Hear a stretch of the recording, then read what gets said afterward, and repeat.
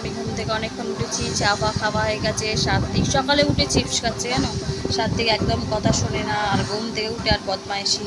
ও এখন বাইরে ওইদিকে গেছে ঘুরছে, আর এখনও খাবার খায়নি। ওকে খাবার খেতে ডাকছি, খাবার খাচ্ছে না। এই খাবার দাবার খাওয়াবো, দাদা কাজে বেরিয়ে গেছে।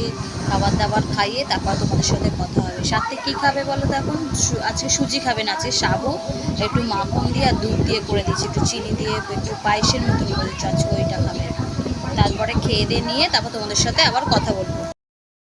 বলছিলাম যে আজকে আমাদের আমি এ বাড়িতেই আছি, মানে মায়ের কাছে যাইনি, শ্বশুর বাড়িতে আছি। রান্না করেছি আজকে, ভাত করেছি, ডাল করেছি, আর লোটে মাছ বলে ওই লোটে মাছ করছি, আর সাত্বিকের মাছ আছে, আর একটু পেঁপে ভাতে দিয়েছি, একটু আলু ভাতে দিয়েছি। দাদাভাই খাবে, দাদাভাই পেটের প্রবলেম।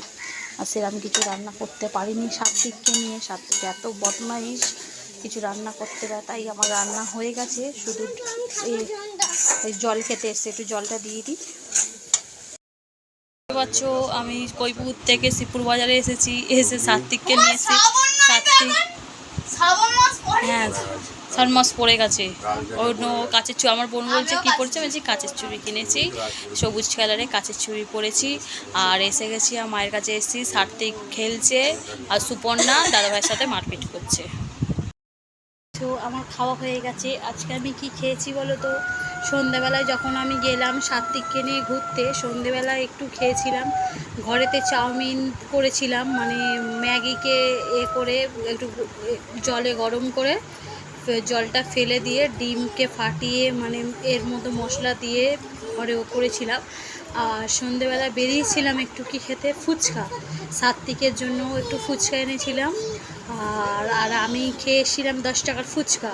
আর রাত্রিবেলা কি খেয়েছি বলো তো? আজকে রাত্রিরে খেয়েছি, এখন খেলাম চাউমিন, ভেজ চাউমিন। খুব সুন্দর চাউমিন করে। আমি এখান থেকে মন্দিরতলা থেকে চাউমিনটা কিনে এনেছিলাম, আমি খেলাম, মা মানে শাশুড়ি মা খেলো, আর আমাদের ছোট সাত্বিক প্রথম খাওয়া হয়ে গেছে দুধ কমপ্লেক্স। আর ও খেয়েছিল একটু মাংস দেখে, একটু মাংস খেয়েছিল। তোমরা সবাই ভালো আছো? তোমাদের কি খাওয়া হয়ে গেছে? আমার খাওয়া হয়ে গেছে। এখন আমি ঘরে বসে আছি, এই এখন শুতে যাব। এবার ঘুমিয়ে পড়ো। দেখতে দেখতে দাদাভাই কাজে বেরিয়ে গেছে, দাদাভাইয়ের আছে গাড়ি কাজ জিসিপি লেগেছে, ওই জন্য দাদাভাই বেরিয়ে গেছে। আমি এখন ঘরে বসে আছি, লাইট ফাইট পাখা অফ করে দেবো, দিয়ে আমরা সব শুয়ে পড়বো।